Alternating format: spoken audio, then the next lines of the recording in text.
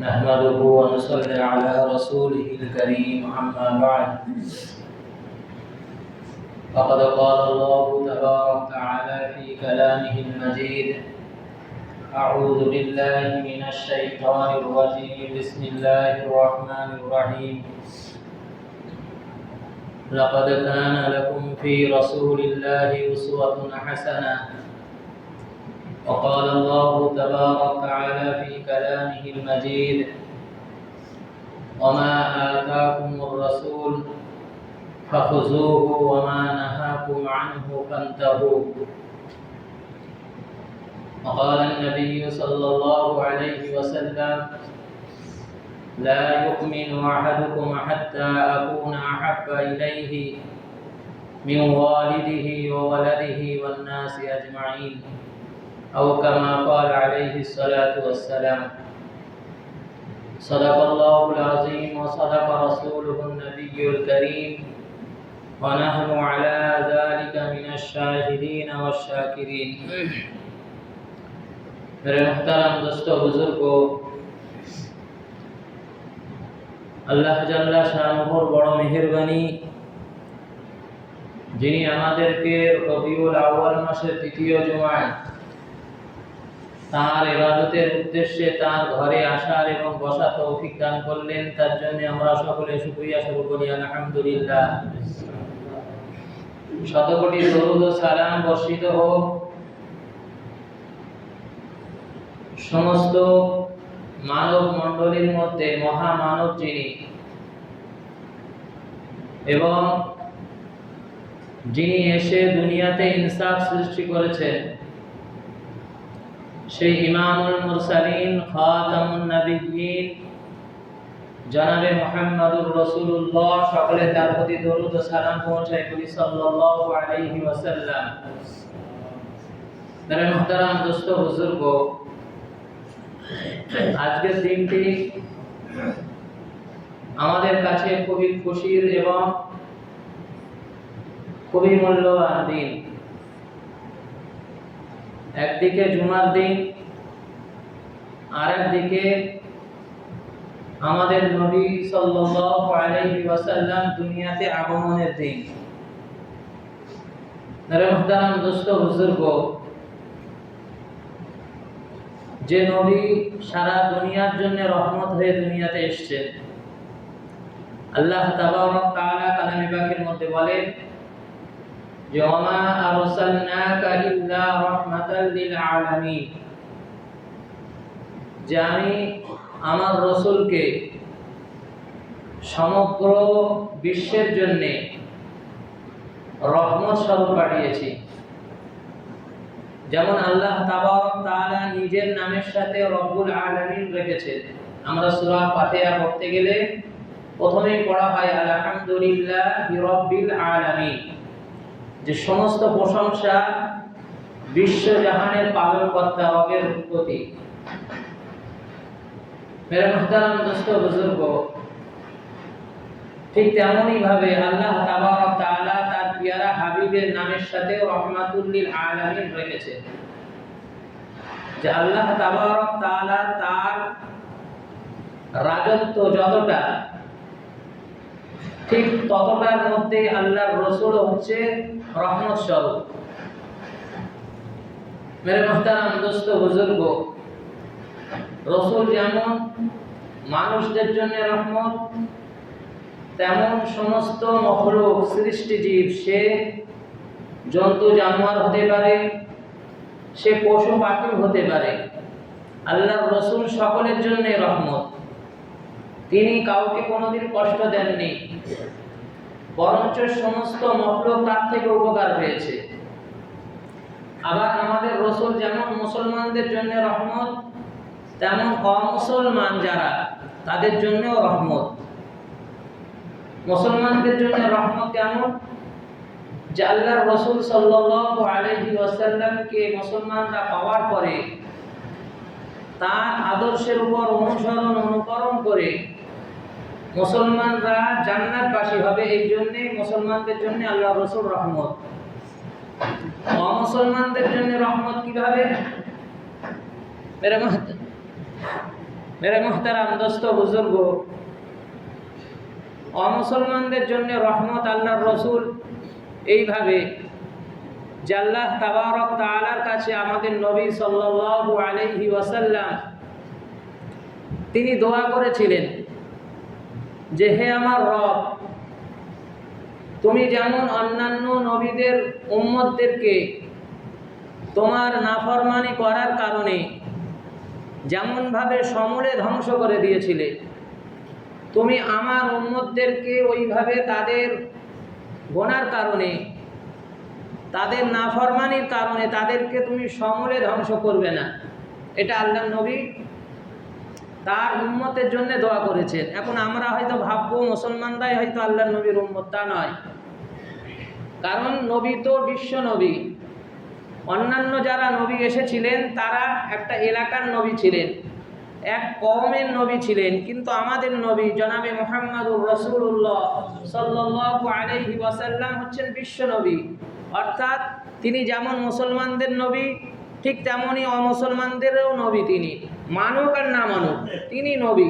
সকলেই সমস্ত মখলুক হচ্ছে তার উম্মত। মেরে মুহতারাম দোস্ত বুজুর্গ, অমুসলমানদের জন্য আল্লাহর রসুল রহমত এই কারণে যে আল্লাহর রসুলের কারণে, যে সে মুসলমান হোক আর অমুসলমান হোক, যারাই আল্লাহর নাফরমানি করে, যারাই আল্লাহর হুকুমকে না মানে, এই আল্লাহর রসুলের দোয়ার বরকতে তারা এখনো পর্যন্ত দুনিয়াতে টিকে আছে। আল্লাহ তাবারক তাআলা কাউকে সমূলে ধ্বংস করেননি উম্মতে মুহাম্মাদিকে। মেরে মুহতারাম দোস্ত বুজুর্গ, এই জন্যে আল্লাহ তাবারক তাআলা বলেন যে ওয়ামা আরসালনাকা ইল্লা রাহমাতাল লিল আলামিন, আমার নবী হচ্ছে সমগ্র বিশ্বের জন্য রহমত স্বরূপ। মেরে মুহতারাম দোস্ত বুজুর্গ, আল্লাহ তাবারক তাআলা আর এক আয়াতের মধ্যে বলছেন লাকাদ কানা লাকুম ফি রাসূলিল্লাহি উসওয়াতুন হাসানা, যে আমার রসুলের মধ্যে উত্তম আদর্শ দেওয়া হয়েছে। তোমরা যদি কাউকে আদর্শ, তোমরা যদি কাউকে মডেল মনে করো, তো আমার রসুল হচ্ছে তোমাদের জন্য মডেল। মেরে মুহতারাম দোস্ত বুজুর্গ, যে বা যারা আল্লাহর রসুলের আদর্শকে নিজের ভিতরে আনতে পারবে তারাই কামিয়াব হয়ে যাবে। মেরে মুহতারাম দোস্ত বুজুর্গ, আমরা নবী দিবস উপলক্ষ করে অনেক খুশি আনন্দ করি। মেরে মুহতারাম দোস্ত বুজুর্গ, খুশি উভয় তরফের হয়। আল্লাহর রসুলকে ভালোবেসেছেন যারা আল্লাহর রসুলকে নবী বলে মেনে নিয়েছেন, তারাও ভালোবেসেছিলেন। আবার আল্লাহর রসুলকে যারা নবী মানতে পারেনি তারাও ভালোবেসেছিলেন। আল্লাহর নবীর জামানায় যারা কাফের ছিল তারাও পর্যন্ত আল্লাহর রসুলকে ভালোবাসতেন। আল্লাহর রসুলকে তারা সাদিক এবং আল আমিন আখ্যায়িত করেছিলেন, যে আল্লাহর নবী হচ্ছে আমানতদার এবং তিনি সত্যবাদী। হয়তো নবী বলে মানতেন না, কিন্তু এই দুটো কাজ তিনারা আল্লাহর রসুলকে ভালোবাসতেন, যে তিনি হচ্ছেন আমানতদার। তেনার কাছে যদি কেউ কোনোদিন আমানত রেখে দেয়, তিনি আমানতের খেয়ানত করেন না। আবার তিনি যা কিছু বলেন সবটাই সত্য কথা বলেন। তার জন্মের পর থেকে নিয়ে ইন্তেকালের আগ মুহূর্ত পর্যন্ত মুসলমান তো দূরের কথা, কোনো কাফেরও বলতে পারেনি যে তেনার এই 63 বছরের জিন্দেগিতে তিনি একটা মিথ্যা কথা বলেছেন। কোনো কাফেরও বলতে পারেনি। মেরে মুহতারাম দোস্ত বুজুর্গ, তো আল্লাহর নবীর আদর্শকে যারাই মানবে তারা কামিয়াব হয়ে যাবে, কিন্তু যারা না মানবে তারা আল্লাহর রসুলের আগমনে যতই খুশি হোক না কেন তারা কামিয়াবি পাবে না। কারণ আল্লাহর রসুলের যেদিন জন্ম হয় সেই দিন আমরা সকলে জানি যে আল্লাহর রসুলের পিতা ছিলেন না। আল্লাহর রসুলের জন্মের 6 মাস আগে তার পিতা আব্দুল্লাহ দুনিয়া থেকে বিদায় নিয়েছিলেন। সুতরাং তিনি সকলের কাছে একটা আদরের ছিলেন, কারণ তেনার পিতা ছিল না, তিনি এতিম হয়ে জন্ম নিয়েছিলেন। সকলে আল্লাহর রসুলকে ভালোবাসতেন, বিশেষ করে তার দাদা আব্দুল মুত্তালিব এবং তার 10 চাচা, তেনারাও খুব ভালোবাসতেন। মেরে মুহতারাম দোস্ত বুজুর্গ, যেদিন আল্লাহর রসুল জন্ম নেন সেই দিন তার চাচা আবু লাহাবের একজন দাসী ছিল, যার নাম সুয়াইবা। একজন দাসী ছিল, নাম ছিল সুয়াইবা। সেই তার দাসী আল্লাহর রসুল জন্ম নেওয়ার সাথে সাথে আবু লাহাবের দাসী আবু লাহাবকে এসে খবর দিচ্ছে যে তোমার ভাই আব্দুল্লাহ পুত্র সন্তান হয়েছে। মেরে মুহতারাম দোস্ত বুজুর্গ, আবু লাহাব কঠোর মেজাজের ছিল, খুব খারাপ মানুষ ছিল, তার মধ্যে অনেক দোষ ছিল। কিন্তু তার ভাইপো হওয়ার সুসংবাদ পেয়ে এত খুশি হয়েছিল যে এই সংবাদ সে যেহেতু তার দাসীটাকে প্রথম শুনিয়েছে, তার পুরস্কার স্বরূপ তাকে আজাদ করে দিয়েছিল। মেরে মুহতারাম দোস্ত বুজুর্গ, এটা আল্লাহর রসুলকে আবু লাহাব ভালোবাসতেন। আবার আল্লাহর রসুল সাল্লাল্লাহু আলাইহি ওয়াসাল্লামের 6 বছর যখন বয়স হয় তখন তার মাও ইন্তেকাল করে। মা ইন্তেকালের পরে আল্লাহর রসুলের দায়িত্ব নেয় আল্লাহর রসুলের দাদা আব্দুল মুত্তালিব। আল্লাহর রসুলের যখন 8 বছর বয়স হয়, আবার তার দাদাও ইন্তেকাল করলেন 8 বছর বয়সে। কিন্তু ইন্তেকালের আগে আব্দুল মুত্তালিব তার ছেলেদেরকে ডাকলেন, ডেকে বললেন যে আমি কিছুক্ষণের মধ্যেই হয়তো বিদায় নেব দুনিয়া থেকে, সুতরাং আমার যে নাতি মুহাম্মদ সে এতিম, তার পিতাও তার জন্মের আগে চলে গিয়েছে, তার মাও তাকে ছেড়ে চলে গিয়েছে, বিদায় নিয়েছে দুনিয়া থেকে। সুতরাং আমিও হয়তো কিছুদিন বা কিছুক্ষণের মধ্যে বিদায় নেব। সুতরাং আমি তোমাদের কাছে জানতে চাই যে এই মুহাম্মাদের দায়িত্বটা কে নেবে। মেরে মুহতারাম দোস্ত বুজুর্গ, ওই ছেলেদের মধ্যে আবু লাহাব প্রথমেই রাজি হয়েছিল যে মুহাম্মাদের দায়িত্ব আমি নেব, কিন্তু আব্দুল মুত্তালিব রাজি হননি। তিনি বলেছিলেন আবু লাহাবকে যে তোমার মেজাজ হচ্ছে খুব গরম এবং তোমার মধ্যে অনেক দোষ আছে, তোমার চরিত্রটাও ঠিক নেই, সুতরাং মুহাম্মাদের দায়িত্ব তোমার হাতে দেব না। এই কথা শোনার পরে পাশে ছিল আবু তালিব, আল্লাহর রসুলের আরেক চাচা আবু তালিব ছিল পাশে। তিনি উঠে তার আব্বাকে বললেন যে আমি গরিব মানুষ ঠিকই আছে, কিন্তু আমি মুহাম্মাদের দায়িত্ব নিজের হাতে নেব এবং আপনাকে কথা দিচ্ছি আমি না খেয়ে থাকবো, কিন্তু মুহাম্মাদকে না খেয়ে রাখবো না। মেরে মুহতারাম দোস্ত বুজুর্গ, আব্দুল মুত্তালিব তার ছেলে আবু তালিবকে মুহাম্মদ সাল্লাল্লাহু আলাইহি ওয়াসাল্লামের দায়িত্ব দিলেন। মেরে মুহতারাম দোস্ত বুজুর্গ, কথা বলার উদ্দেশ্য হচ্ছে যে আল্লাহর রসুলকে সকলে ভালোবাসতেন, সে মুসলমান হোক বা অমুসলমান হোক। মেরে মুহতারাম দোস্ত বুজুর্গ, কিন্তু কথা হলো যে আল্লাহর রসুলকে ভালোবেসে যদি কেউ তার আদর্শকে মানতে পারে তবেই সে কামিয়াব হবে, আর আল্লাহর রসুলকে ভালোবাসার পরেও যদি আদর্শ না মানতে পারে তাহলে সে কামিয়াব হতে পারবে না। আল্লাহর রসুল সাল্লাল্লাহু আলাইহি ওয়াসাল্লাম যখন নবুয়ত পেয়েছিলেন, নবুয়ত পাওয়ার পরে 3 বছর গোপনে ইবাদত করেছিলেন, 3 বছর কাফেরদের ভয়ে। মেরে মুহতারাম দোস্ত বুজুর্গ, 3 বছর পরে আল্লাহ তাআলা আয়াত নাজিল করলেন, আল্লাহর রসুলের উপরে আয়াত নাজিল করলেন, ওয়ানজির আশিরাতাকাল আকরাবিন, যে হে আমার ভাবি, হে আমার বন্ধু, এখন আর গোপনে ইবাদত করলে চলবে না, আপনি প্রকাশ্যে ইবাদত করুন এবং আপনার যারা আত্মীয় স্বজন, আপনার যারা কাছের মানুষ তাদের কাছেও দিন পৌঁছান, ইসলামের দাওয়াত তাদেরকে দিন। মেরে মুহতারাম দোস্ত বুজুর্গ, আল্লাহর রাসূল সাল্লাল্লাহু আলাইহি ওয়াসাল্লাম আল্লাহর এই আদেশ শুনে তিনি সাফা পাহাড়ের উপরে উঠলেন। সাফা পাহাড়ের উপরে উঠে তিনি আওয়াজ লাগাতে লাগলেন। তখনকার একটা নিয়ম ছিল যে কোনো ব্যক্তি যদি কোনো বিপদে পড়তো তো সে যদি ওই সাফা পাহাড়ের উপরে উঠে চিৎকার দিত তো তাকে সাহায্য করার জন্য মক্কার সমস্ত মানুষরা জড়ো হয়ে যেত ওই সাফা পাহাড়ের নিচে। তখনকার এটাই নিয়ম ছিল। তো আল্লাহর রাসূল সাল্লাল্লাহু আলাইহি ওয়াসাল্লাম সাফা পাহাড়ে উঠে তিনি আওয়াজ দিতে লাগলেন যে হে মক্কাবাসী, তোমাদের সাথে আমার কিছু কথা আছে, তোমরা এক জায়গায় হও। আল্লাহর রাসূলের এই ডাক শুনে মক্কার সকলে তারা এক জায়গায় হলো।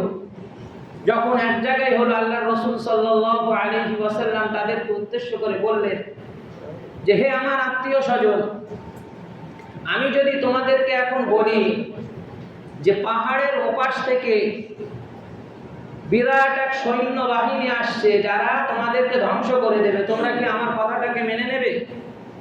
সকলে এক বাক্যে স্বীকার করলো, হ্যাঁ, কারণ তুমি তো সাদিক, তুমি তো আলামিন, তুমি তো জীবনে কোনোদিন মিথ্যা কথা বলোনি। তার মধ্যে আবু লাহাবও ছিল। আবু লাহাবই বলছে যে কারণ মুহাম্মদ তুমি তো কোনোদিন মিথ্যা কথা বলোনি, তুমি যদি বলো যে পাহাড়ের ওপাশ থেকে শত্রু দল আসছে আমাদেরকে শেষ করে দেওয়ার জন্য, তাহলে আমরা তোমার কথাকে মেনে নেব। মেরে মহতারাম দোস্ত বুজুর্গ, তখন আল্লাহর রাসূল সাল্লাল্লাহু আলাইহি ওয়াসাল্লাম বললেন যে যদি আমার এই কথাটাকে মেনে নিতে পারো, তাহলে আমি বলছি যে ইয়া আইয়ুহান নাস কুলু লা ইলাহা ইল্লাল্লাহ তুফলিহুন, যে তোমরা এক আল্লাহকে মেনে নাও, তোমরা এক আল্লাহর ইবাদত করো, মূর্তি পূজাকে ছেড়ে দাও, তোমরা কামিয়াব হয়ে যাবে।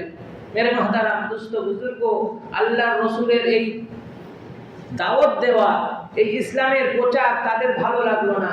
সেই সমস্ত মক্কাবাসীদের মধ্যে সর্বপ্রথম যিনি বিরোধিতা করেছিলেন এবং যিনি শুধু বিরোধিতা নয়, হাতে একটা পাথর তুলে নিয়েছিলেন আল্লাহর রাসূলকে মারবেন বলে, এবং সেটা ছিল আল্লাহর রাসূলের চাচা আবু লাহাব।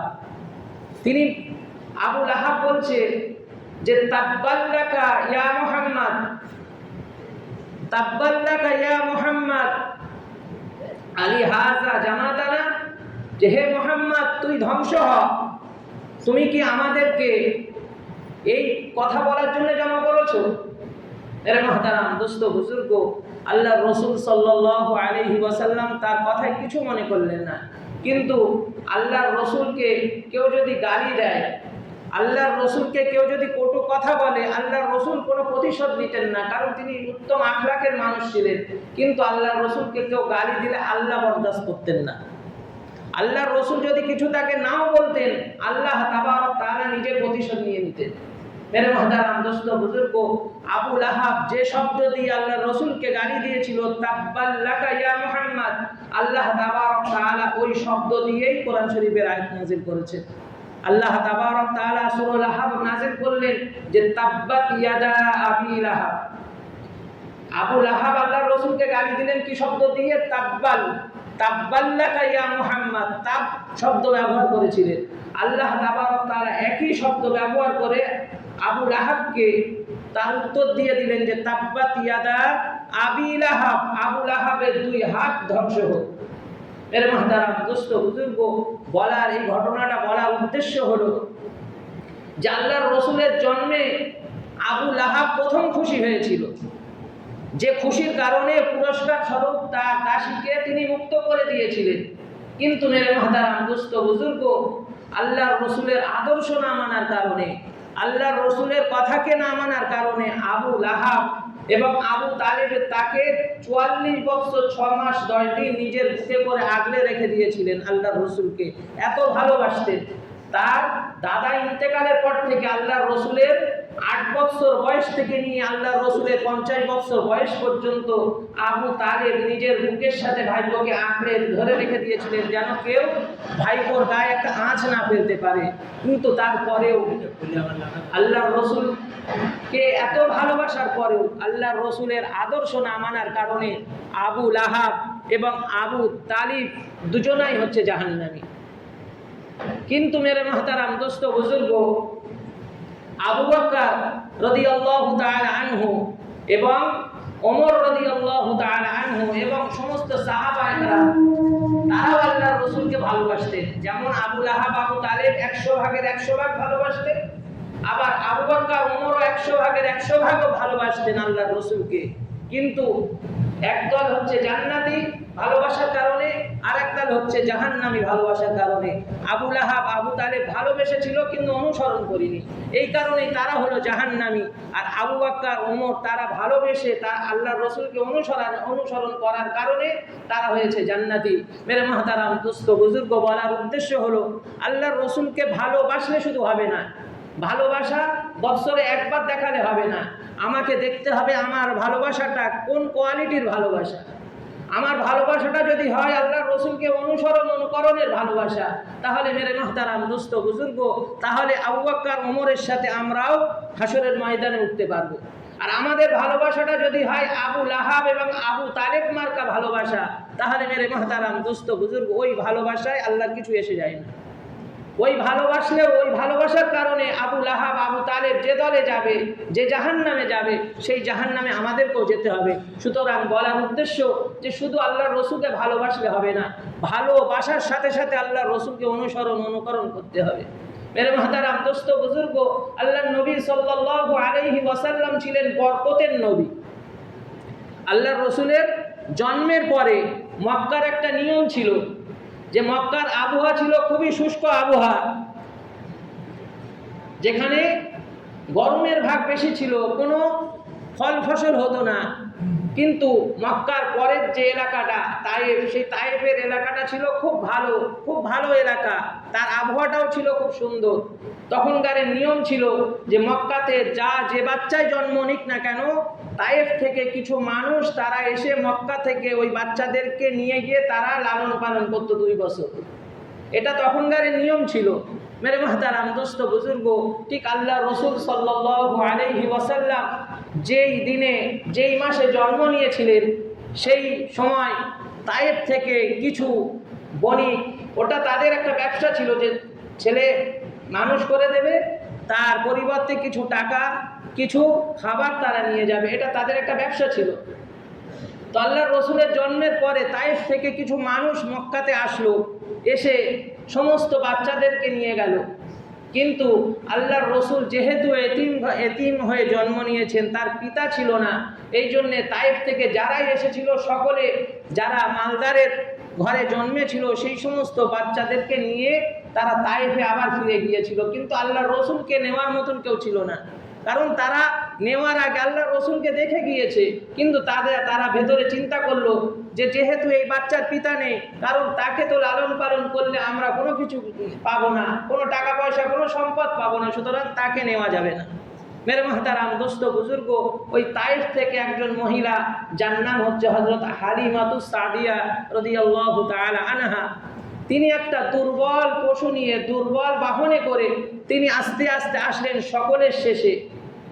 তিনি এমন সময় আসলেন, এসে দেখছেন যে মক্কায় আর কোনো বাচ্চা নেই। সমস্ত যারা মালদারের যাদের বাচ্চা ছিল, তার বান্ধবীরা এসে সেই সমস্ত বাচ্চাদেরকে নিয়ে আগের দিনেই রওনা করে দিয়েছে তায়েফের দিকে। কিন্তু তেনার বাহন দুর্বল থাকার কারণে তিনি একদিন পরে এসে মক্কায় পৌঁছলেন। শুধু আল্লাহর রসুল ছাড়া মক্কায় আর কোনো বাচ্চা ছিল না।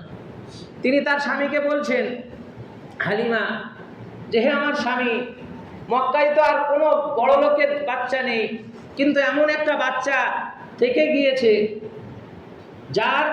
যাকে মানুষ করলে কোনো কিছু পাওয়ার আশা করা যাবে না, কিন্তু বাচ্চার দিকে তাকিয়ে আমার খুব মায়া লাগছে। বাচ্চাটা এতটাই সুন্দর যে আমার মায়া লাগছে, চলো একেবারে খালি হাতে ফেরত যাওয়ার থেকে একেই নিয়ে যাই আমরা। তারা স্বামী স্ত্রী পরামর্শ করে আল্লাহর রসুলকে নিতে রাজি হলো। মেরে মুহতারাম দোস্ত বুজুর্গ, হযরত হালিমা রাদিয়াল্লাহু তাআলা আনহা তিনি বর্ণনা করছেন যে তিনি যে বাহনে করে এসেছিলেন, দুর্বল বাহন ছিল, একসাথে বাড়ি থেকে বার হয়েছিলেন, কিন্তু একদিন পরে তার বাহন দুর্বল হওয়ার কারণে একদিন পরে এসে মক্কায় পৌঁছলেন। কিন্তু যখন আল্লাহর রসুলকে তিনি কোলে নিয়ে বাহনে উঠলেন, তার বাহন শক্তিশালী হয়ে গেল। এবং আরেকটা বর্ণনায় এসছে যে আল্লাহর রসুলকে যখন হালিমা কোলে কোলে নিয়ে বাহনের ওপরে, সেটা গাধা হোক বা উট হোক, বাহনের ওপরে বসলেন, তার স্বামী বসেছিল সামনে। যখন হালিমার স্বামী ওই বাহনের সামনে বসলো, বাহন আর যাচ্ছে না, বাহন মাটিতে বসে গেল। হালিমা খুব চিন্তায় পড়লো যে আমার বাহন তো এতটা দুর্বল নয়, আমরা তো ওই বাহনে করে তায়েফ থেকে মক্কাতে এসেছি, এতটা দুর্বল নয় যে একটা বাচ্চা লোয়ার কারণে সে ভার সহ্য করতে পারবে না, এতটা তো দুর্বল ছিল না আমার বাহন। তিনি তার স্বামীকে বললেন যে হে আমার স্বামী, এই বাহন থেকে একটু নেমে দাঁড়াও। তো যখন তার স্বামী বাহন থেকে নামলো, তখন তার বাহন আবার মাটি থেকে দাঁড়িয়ে উঠল। তিনি অবাক হয়ে গেলেন হালিমা। তখন আবার স্বামীকে পরীক্ষা করার জন্য স্বামীকে আবার বলছে যে ঠিক আছে, আবার বাহনের ওপরে ওঠো। যখন তার স্বামী আবার বাহনে উঠলো, বাহন আবার মাটিতে বসে গেল, যাচ্ছে না। মেরে মুহতারাম দোস্ত বুজুর্গ, এইরকম 2-3 বার হওয়ার পরে হালিমা রাদিয়াল্লাহু তাআলা আনহা তার স্বামীকে বলছেন যে ঠিক আছে, এখন তুমি সামনে নয় পিছনে, বাহনের পিছনে বসো।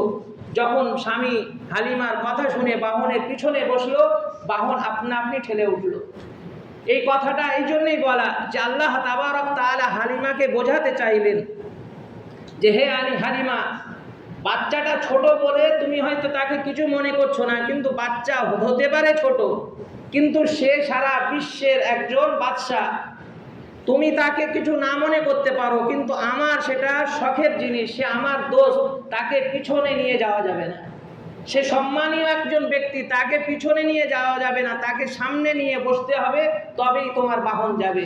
মেরে মাহতারাম দোস্ত বুজুর্গ, হালিমা রাদিয়াল্লাহু তাআলা আনহা বুঝতে পারলেন যে এ বাচ্চা যে সে বাচ্চা নয়, এবং তিনি বর্ণনা করছেন যে আমার যে সমস্ত বান্ধবীরা মক্কা থেকে বাচ্চা নিয়ে আমার একদিন আগে রওনা করেছিল তায়েফের উদ্দেশ্যে, আমি একদিন পরে মুহাম্মদকে নেওয়ার পরে আমার বাহনটা এতটাই শক্তিশালী হয়ে গিয়েছিল যে তাদেরকে অতিক্রম করে তাদের আগে আমি তায়েফে পৌঁছে গিয়েছি। বলি সুবহানাল্লাহ। মেরে মুহতারাম দোস্ত বুজুর্গ, এটা ছিল আল্লাহর রাসূলের বরকত। তিনি জন্ম থেকেই বরকতের নবী ছিলেন। মেরে মুহতারাম দোস্ত বুজুর্গ, হযরত হালিমা আরো বর্ণনা করছেন যে তায়েফে দুর্ভিক্ষ থাকার জন্য করে আমার স্তনে কোনো দুধ ছিল না, কারণ হালিমারও একটা সন্তান ছিল, কিন্তু দুর্ভিক্ষ থাকার জন্য করে, কিছু না খাওয়ার জন্য করে হালিমার স্তনে কোনো দুধ ছিল না। কিন্তু তিনি বর্ণনা করছেন যে মুহাম্মদকে যখন থেকে আমি আমার বাড়িতে নিয়ে গিয়েছি, আমার স্তনে দুধ ভরে গিয়েছে, আমার সন্তান এবং মুহাম্মদ দুজনাই তৃপ্তি ভরে খেত। শুধু তার স্তনে দুধ নয়, তিনি বলছেন যে আমার ঘরে যে সমস্ত উট এবং বকরি ছিল তাদের ওলানেও কোনো দুধ ছিল না, কিন্তু মুহাম্মদ যেদিন থেকে আমার বাড়িতে এসছে আমার উট এবং বকরির ওলানেও দুধ ভরপুর হয়ে গিয়েছিল, এবং সমস্ত তাদের যে সমস্ত চাষাবাদ ছিল সেই সমস্ত জমিতে ফসল বিরাট ফসল হতে লাগলো। মেরে মুহতারাম দোস্ত বুজুর্গ, আল্লাহর নবী সাল্লাল্লাহু আলাইহি ওয়াসাল্লাম ছিলেন বরকতের নবী, আমরা সেই নবীর উম্মত, এবং আল্লাহর নবী ছিলেন ইনসাফের নবী। হালিমা রাদিয়াল্লাহু তাআলা আনহা তিনি আরো বর্ণনা করছেন যে আল্লাহর রাসূল সাল্লাল্লাহু আলাইহি ওয়াসাল্লাম অর্থাৎ মুহাম্মদকে যখন আমি দুধ পান করাতাম তখন সে আমার ডান দিকের স্তন পান করত, বাম দিকের স্তন পান করত না। কেন? যে আল্লাহর রাসূল সাল্লাল্লাহু আলাইহি ওয়াসাল্লাম ওই দুধ পিতা বাচ্চা হওয়া সত্ত্বেও তিনি ওই সময়ও ইনসাফ করেছেন যে আমি যদি আমার দুধই পান করি তাহলে আমার যে দুধ ভাই আছে সে বঞ্চিত হয়ে যাবে, তার সাথে ইনসাফ করা হবে না। তিনি ওই ছোটবেলা থেকে ইনসাফ করা শুরু করেছেন। মেরে মুহতারাম দোস্ত বুজুর্গ, দুঃখের বিষয় হলো সেই নবীর উম্মত আমরা, আজ আমাদের মধ্যে ইনসাফ বলে তো কিছুই নেই। আমরা গর্ববোধ করি কাউকে ঠকাতে পারলে গর্ববোধ করি, এসে বন্ধুদের সাথে বলি যে অমুক একটা মুরগি পেয়েছি, তাকে মুরগি বানিয়ে দিয়েছি।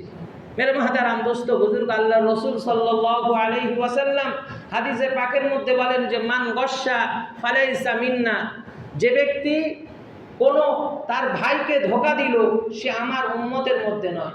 মেরে মুহতারাম দোস্ত বুজুর্গ, আল্লাহর রাসূল এত বড় কথা বললেন যে আমার এক উম্মত আর এক উম্মতকে ধোঁকা দিল সে কোনোদিন আমার উম্মত হতে পারে না, সে আমার দলভুক্ত নয়। মেরে মুহতারাম দোস্ত বুজুর্গ, যে নবী ছোটবেলা থেকে ইনসাফ করেছেন যে এক ভাইয়ের দুধ তিনি খাননি, তার জন্য আরেকটা দুধ রেখে দিয়েছেন, যিনি ইনসাফ করে ছোটবেলায় দেখিয়েছেন, সেই নবীর উম্মত হওয়ার পরে আমাদের মধ্যে ভাই তো দূরের কথা, স্বামী স্ত্রীর মধ্যে ইনসাফ নেই। মেরে মুহতারাম দোস্ত বুজুর্গ, আল্লাহর রাসূল সাল্লাল্লাহু আলাইহি ওয়াসাল্লাম তিনি ইনসাফের নবী ছিলেন এবং তেনার মধ্যে আদর্শ, কারণ আল্লাহ তাবারক তাআলা কোরআন শরীফের মধ্যে বলেন ইন্নাকা লাআলা খুলুকিন আযীম, আমার নবী হচ্ছে উত্তম আদর্শ, উত্তম চরিত্রের একজন মানুষ। ইন্নাকা লাআলা খুলুকিন আযীম, তার খুলুক হচ্ছে আজিম শানে আজিম খুলুকুল আযীম মানে হচ্ছে যে উত্তম চরিত্রের একজন মানুষ। এই উত্তম চরিত্রটা হচ্ছে 3 ভাগে বিভক্ত। আরবিতে একটা ভালো চরিত্রের নাম হচ্ছে যে খুলুকুল আহসান, আরেকটা চরিত্রের নাম হচ্ছে খুলুকুল কারীম, আরেকটা চরিত্রের নাম হচ্ছে খুলুকুল আযীম। মেরে মুহতারাম দোস্ত বুজুর্গ, খুলুকুল আহসান ওই চরিত্রকে বলা হয় যে চরিত্রটা আল্লাহ তাবারক তাআলা মূসা আলাইহিস সালাতু ওয়াস সালামের মধ্যে দিয়েছিলেন, যার মধ্যে খুলুকুল আহসান থাকবে, হাসান থাকবে। তার চরিত্রটা এমন হবে যে তাকে যদি কেউ মারে, যেভাবে তাকে মেরেছে সে সেইভাবে তার জন্য প্রতিশোধ নেবে। কেউ যদি কারো নাক ফাটিয়ে দেয় তো খুলুকুল আহসানের চরিত্র যার মধ্যে থাকবে তার উচিত হবে যে সে তাকে যেভাবে ক্ষতি করেছে তার সেইভাবেই ক্ষতি করতে হবে, বেশি করা যাবে না। এটা হচ্ছে ভালো একটা চরিত্র যেটা আল্লাহ তাবারক ওয়া তাআলা মুসা আলাইহিস সালাতু ওয়াস সালামকে দিয়েছেন। আরেকটা হচ্ছে খুলুকুল কারীম, যেটা আল্লাহ তাবারক ওয়া তাআলা ঈসা আলাইহিস সালাতু ওয়াস সালামকে দিয়েছিলেন। সেই চরিত্রটা কেমন? সেই চরিত্রটা হচ্ছে কেউ যদি আমাকে ক্ষতি করে তো এই চরিত্রটা হচ্ছে আমি তাকে ক্ষমা করে দেব। এটা হচ্ছে খুলুকুল কারীম। এই চরিত্রটা আমি তাকে প্রতিশোধ নেব না, সে আমাকে মারলেও আমি প্রতিশোধ নেব না, আমি তাকে ক্ষমা করে দেব। আরেকটা হচ্ছে খুলুকুল আজিম, যেটা আল্লাহর রাসূল আমাদের নবীকে আল্লাহ তাবারক ওয়া তাআলা দিয়েছিলেন। সেই চরিত্রটা কেমন? যে কেউ যদি আমাকে ক্ষতি করে, আমার কোনো ক্ষতি সাধন করে, আমি তো তাকে মাফ করবই, এবং সে যে আমাকে ক্ষতি করেছে তার পরিবর্তে আমি তাকে একটা ভালো করব তার। এটা হচ্ছে খুলুকুল আজিম। এটা সাধারণ মানুষের মধ্যে থাকে না, এটা আল্লাহর রাসূলের জন্য করে খাস ছিল, আল্লাহর রাসূলের মধ্যে ছিল। যে আল্লাহর রাসূলকে যখনই কেউ কোনো ক্ষতি করেছে তো আল্লাহর রাসূল সাল্লাল্লাহু আলাইহি ওয়াসাল্লাম এই ক্ষতির উত্তর তাকে ভালোর দ্বারা দিয়েছে, তার ক্ষতি করে নয়। তাকে মাফ তো করেছেন এবং সেই সাথে সাথে তার একটা ভালো কাজ করে দিয়েছে। আমরা সকলে জানি যে মক্কায় একজন মহিলা ছিল যার কাজ ছিল যে আল্লাহর রাসূল সাল্লাল্লাহু আলাইহি ওয়াসাল্লামে যাওয়ার রাস্তায় কাঁটা বেছানো। শুধু কাঁটা নয়, অনেক সময় ময়লাও ফেলে রাখতো। তো মেরে মুহতারাম দোস্ত বুজুর্গ, আল্লাহর রাসূল সাল্লাল্লাহু আলাইহি ওয়াসাল্লাম তিনি একদিন দেখলেন যে একদিন হয়ে যাচ্ছে, দুদিন হয়ে যাচ্ছে, 3 দিন হয়ে যাচ্ছে, রাস্তায় কোনো কাঁটা বেছানো থাকে না, রাস্তা পরিষ্কার। আল্লাহর রাসূল সাল্লাল্লাহু আলাইহি ওয়াসাল্লাম ভাবলেন যিনি কাঁটা বেচাতেন তিনি 3 দিন হয়ে যাচ্ছে, আজ 3 দিন হয়ে গেল আমার রাস্তায় কোনো কাঁটা বেছানো নেই, নিশ্চয়ই তার কোনো কিছু হয়েছে, তার হয়তো শরীরটা খারাপ। আল্লাহর রাসূল তিনি সেই মহিলাকে দেখতে গেলেন। যখন তিনি তার বাড়িতে ঢুকছেন, সেই মহিলার একটা মেয়ে ছিল, সে ভয়ে কাঁপছে যে আজ হয়তো আমার মা দুর্বল হয়ে গিয়েছে, এই জন্য হয়তো মুহাম্মদ প্রতিশোধ নেওয়ার জন্য আসছে, সে ভয় করছে। সে আল্লাহর রাসূলকে বলছে যে হে মুহাম্মদ, আমার মা তোমার সাথে যেটা করেছে খুব অন্যায় করেছে, কিন্তু আমার মা হচ্ছে অসুস্থ, সুতরাং তুমি আমার মাকে ক্ষমা করে দাও। আল্লাহর রাসূল সাল্লাল্লাহু আলাইহি ওয়াসাল্লাম সেই মেয়েকে বলছে তোমার মা কোন জায়গায়, আমাকে নিয়ে চলো। সে নিয়ে গেল। আল্লাহর রাসূল সাল্লাল্লাহু আলাইহি ওয়াসাল্লাম সেই বুড়ি মহিলার খোঁজ খবর নিলেন এবং তিনি দেখলেন যে তার অসুস্থতার কারণে তার ঘরদোর এলোমেলো হয়ে পড়ে আছে, এলোমেলো, এক জিনিস আরেক জায়গায় পড়ে আছে। আল্লাহর রাসূল সাল্লাল্লাহু আলাইহি ওয়াসাল্লাম তার সেবা করার পরে তিনি তার ঘরের ঝাড়ুটাকে নিজের হাতে নিলেন এবং নিয়ে তার ঘরটাকে ঝাড়ু দিয়ে পরিষ্কার করলেন। এটা হচ্ছে খুলুকুল আজিম। মেরে মুহতারাম দোস্ত বুজুর্গ, এটা হচ্ছে আল্লাহর নবীর উত্তম চরিত্র। আল্লাহর রাসূলের ঘরে একদিন একটা ইহুদি আসলো, অসহায় সেজে আসলো, অথচ কিন্তু তার উদ্দেশ্য ছিল যে আল্লাহর রাসূলকে কষ্ট দেওয়া। সেই ইহুদি এসে আল্লাহর রাসূলকে বলল যে আমি বিপদে পড়েছি, আপনি আপনার ঘরে আমাকে একদিন থাকার ব্যবস্থা করে দিন। আল্লাহর রাসূল সাল্লাল্লাহু আলাইহি ওয়াসাল্লাম সেই ইহুদির কথায় ভুলে গিয়ে তার প্রতি মায়া এসে গেল। আল্লাহর রাসূল তাকে ঘরে থাকতে দিলেন। তার উদ্দেশ্য ছিল যে আল্লাহর রাসূলকে কষ্ট দেওয়া। সে যখন রাত্রে থাকলো, সে কি করলো যে আল্লাহর রাসূলকে কষ্ট দেবে এই কারণে সে ওই ঘরের মধ্যে পায়খানা করলো। পায়খানা করে আল্লাহর রাসূলের ঘর পুরো পায়খানায় মাখিয়ে দিল এবং আল্লাহর রাসূল জাগার আগে, ঘুম থেকে ওঠার আগে সেই ইহুদি আল্লাহর রাসূলের ঘর থেকে বার হয়ে গেল এবং মনে মনে খুব খুশি যে আজ মুহাম্মদকে কষ্ট দিতে পেরেছি। কিন্তু সে কিছু দূর যাওয়ার পরে তার স্মরণে আসলো যে আল্লাহ ওই ঘরে আমার একটা খুব দামি জিনিস ছেড়ে এসেছি। সে ভয় পেয়ে গেল যে এখন যদি যায় তাহলে তো মুহাম্মদ আমাকে ছাড়বে না। মেরে মুহতারাম দোস্ত বুজুর্গ, কিন্তু সে ভয়ে সে তার দামি জিনিসটা নেওয়ার জন্য ভয়ে আসছে আল্লাহর রাসূলের বাড়ির দিকে এবং এসে দেখছে যে আল্লাহর রাসূল সে ঘর পরিষ্কার করছে। সে খুব ভয়তে কাঁপছে যে নিশ্চয়ই আমাকে দেখতে পেলে আমাকে শাস্তি দেবে, কারণ তখন আল্লাহর রাসূল তো মক্কার বাদশা, রাষ্ট্রপ্রধান ছিলেন। কিন্তু আল্লাহর রাসূল সাল্লাল্লাহু আলাইহি ওয়াসাল্লাম যখনই তার দিকে তাকালেন, ছুটে আসলেন, এসে তাকে গলায় জড়িয়ে ধরলেন ইহুদিকে, আল্লাহর রাসূল, এবং বলছেন আল্লাহর রাসূল যে হে ভাই, আমার ইহুদি ভাই, তুমি আমাকে ক্ষমা করো। সে অবাক, সেই ইহুদি অবাক হয়ে গেল যে ঘটনা তো উল্টো ঘটছে, ক্ষমা তো চাওয়ার দরকার আমার, কিন্তু আল্লাহর রাসূল মুহাম্মদ আমার কাছে ক্ষমা চাই কেন? তখন সেই ইহুদি বলছে যে ক্ষমা তো আমি চাইবো আপনার কাছে, যে আমি আপনাকে কষ্ট দিয়েছি, সারা ঘর নোংরা করেছি, আপনার তো কষ্ট হচ্ছে।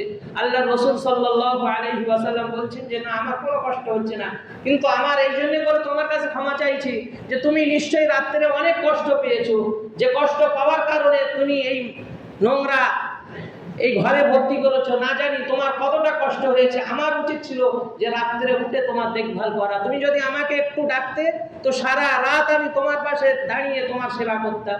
মেরে মহতারাম দোস্ত বুজুর্গ, এটা ছিল খুলুকুল আযীম, উত্তম চরিত্রের নবী। মেরে মহতারাম দোস্ত বুজুর্গ, সেই ইহুদি আল্লাহর রসুলের এই আদর্শ দেখে মুসলমান হয়ে গেল। মেরে মহতারাম দোস্ত বুজুর্গ, আরেকদিনের একটা ঘটনা, একটু টাইম হলে কি অসুবিধা আছে, যেহেতু আজ ছুটির দিন। মেরে মহতারাম দোস্ত বুজুর্গ, আরেকদিনের ঘটনা, আল্লাহ রসুল সাল্লাল্লাহু আলাইহি ওয়াসাল্লাম সাহাবাদেরকে নিয়ে মসজিদে নববীতে একটা দার্স করছেন, আলোচনা করছেন, দিনের আলোচনা। একটা বেদুইন অন্য গ্রাম থেকে এসে চুপি সাড়ে একটা আড়ালে বসে আল্লাহর নবীর কথা শুনছেন। কথা শোনার পরে তার হাজত এসছে, পিশাব লেগেছে। তো সে কি করলো, একটা ধারে গিয়ে মসজিদে নববীর ভিতরে গিয়ে সে পিশাব করলো মসজিদের ভিতরে। সাহাবা একরাম দেখে তেনারা রাগান্বিত হয়ে গিয়েছেন, তেনারা তাকে মারতে যাচ্ছেন। আল্লাহ রসুল সাল্লাল্লাহু আলাইহি ওয়াসাল্লাম তিনি তাদেরকে মানা করলেন যে না, তাকে এখন কিছু বলো না, তার প্রয়োজনটাকে মেটাতে দাও, তোমরা যদি এখন বলো তার পিশাব আটকে যাবে, তার ক্ষতি হতে পারে। এর মহতারাম দোস্ত বুজুর্গ, যখন তার সেই জরুরত মিটে গেল, আল্লাহ রসুল সাল্লাল্লাহু আলাইহি ওয়াসাল্লাম আস্তে আস্তে তার কাছে গেলেন, গিয়ে তার মাথায় হাত বোলালেন, বুলিয়ে তাকে বলছেন যে হে পথিক, এটা হচ্ছে একটা মুসলমানদের ইবাদতের ঘর, তুমি আজ যে কাজটা করলে এটা তোমার জন্য করে উচিত হয়নি, কারণ এখানে আমরা নামাজ পড়ি, আল্লাহর ইবাদত করি, সুতরাং এটা আর কোনোদিন করবে না। সে বেদুইন সে চিন্তা করলো যে এইরকম চরিত্র, যখন সে এই কথা শুনে চলে যাচ্ছে, আল্লাহ রসুল সাল্লাল্লাহু আলাইহি ওয়াসাল্লাম দেখলো যে তার পায়ে জুতো নেই। আল্লাহ রসুল আবার তাকে ডাকলো যে তোমার পায়ে জুতো কোথায়? সে বলছে আমি খুব গরিব মানুষ, জুতো কেনার আমার পয়সা নেই। আল্লাহ রসুল সাল্লাল্লাহু আলাইহি ওয়াসাল্লাম বাইতুল মাল থেকে কিছু এক জোড়া জুতো তাকে দান করলেন, এবং দেখলেন যে তার কোনো বাহনও নেই, সে অনেক দূর থেকে এসছে, সে হেঁটে হেঁটে যাচ্ছে, তার কোনো বাহন নেই। আল্লাহ রসুল তাকে জিজ্ঞাসা করলেন যে তোমার বাহন নেই? সে বলল না। তখন আল্লাহ রসুল সাল্লাল্লাহু আলাইহি ওয়াসাল্লাম তাকে একটা উটও দান করলেন। সেই পথিক জুতো পাওয়ার পরে, উট পাওয়ার পরে সে যাচ্ছে, তার গ্রামের দিকে যাচ্ছে এবং ভাবতে ভাবতে যাচ্ছে যে মানুষের সাথে আমার দেখা হলো, কথা হলো, এইরকম সুন্দর চেহারার মানুষ আমি কোনোদিন দেখিনি, এবং আমি তাদের ধর্ম ঘরে, তাদের মসজিদে পিশাব করার পরেও তিনি আমাকে কোনো শাস্তি দিলেন না, বরঞ্চ আমাকে বোঝালেন, আমার পায়ে জুতো ছিল না আমাকে জুতো দিল, আমাকে আমার বাহন ছিল না আমাকে বাহন দিল। এ তো যে কোনো মানুষ হতে পারে না। তিনি তার এলাকায় গিয়ে তার এলাকাবাসীদেরকে ঘটনা পুরো খুলে বললেন, এবং বললেন যে আমি মক্কাতে এইরকম সুদর্শন পুরুষ আমি কোনোদিন দেখিনি, তার আখলাক, তার আদর্শ এতটা সুন্দর আমি দেখিনি। তার কাফেলাদেরকে গিয়ে বললো, তার গোত্রের লোকদেরকে গিয়ে বললো যে চলো আমরা যে ধর্মের মধ্যে এত সুন্দর আদর্শ আছে, যে ধর্মের আদর্শ এত সুন্দর, আমরা সেই ধর্মটাকেই আমার নিজেদের ধর্ম বানিয়ে নিই। তো সেই ব্যক্তি তার গ্রামে গিয়ে তার গোত্রের সমস্ত মানুষদেরকে নিয়ে আল্লাহ রসুলের কাছে এসে পুরো এলাকা সমেত মুসলমান হয়ে গেল। মেরে মহতারাম দোস্ত বুজুর্গ, এই ছিল আল্লাহ রসুলের আদর্শ। মেরে মহতারাম দোস্ত বুজুর্গ, সুতরাং আমরাও সেই নবীর উম্মত, আমাদেরও আদর্শ হওয়া উচিত সেই নবীর মতো। সেই নবীকে আদর্শ করে আমাদের কাছে পাঠিয়েছেন আল্লাহ তাবারক তাআলা কোরআনের মধ্যে বলছেন, ওয়ামা আতাকুমুর রাসূল, তোমাদের রসুলের মধ্যে উত্তম আদর্শ, তোমাদের রসুল তোমাদেরকে যেটা দেয় সেটাকে নিয়ে নাও। ওয়ামা নাহাকুম আনহু ফান্তাহু, এবং তোমাদের রসুল তোমাদেরকে যেটা নিষেধ করে সেটা ছেড়ে দাও। এর মহতারাম দোস্ত বুজুর্গ, আজ নবী দিবসের দিন আমাদের এটাই প্রতিজ্ঞা করা উচিত যে নবী না হলে আল্লাহ তাবারক তাআলা কিছুই সৃষ্টি করতেন না। যে নবীর উম্মত হওয়ার জন্য অনেক নবীরা সুপারিশ করেছিল, আমরা না চাওয়াই, না পাওয়াই, না বলাই আমাদেরকে আল্লাহ উম্মতে মুহাম্মাদি বানালেন, কিন্তু আমরা সেই মুহাম্মদ সাল্লাল্লাহু আলাইহি ওয়াসাল্লামকে চিনলাম না, উম্মতে মুহাম্মাদি নিজেরা নিজেদেরকে চিনলাম না। যদি না চিনি, মেরে মহতারাম দোস্ত বুজুর্গ, বছরে একবার খুশি মানালেই যে আমি মুহাম্মদ আশিকে রাসূল হব তা নয়। খুশি তো প্রথমেই বলেছে আবু লাহাব আবু তালেবও খুশি হয়েছিল আল্লাহ রসুলের জন্মে, কিন্তু তারা খুশি হয়েছিল মোহাম্মদ ইবনে আবদুল্লাহর জন্যে, যে আবদুল্লাহর সন্তান মোহাম্মদ দুনিয়াতে এসে এই জন্য খুশি হয়েছিল। কিন্তু আবু বকর উমর খুশি হয়েছিল মোহাম্মদুর রাসূলুল্লাহর জন্য। এই জন্য আবু বকর উমর যেভাবে আদর্শকে মেনে আল্লাহ রসুলকে ভালোবাসতেন, সেইভাবে আমাদেরকেও ভালোবাসতে হবে। আল্লাহ তাবারক ওয়া তাআলা আমাদেরকে বলা এবং শোনার চাইতে বেশি বেশি আমল করার তৌফিক দান করুন। আমিন। ওয়া আখিরু দাওয়ানা আনিল হামদুলিল্লাহি রাব্বিল আলামিন।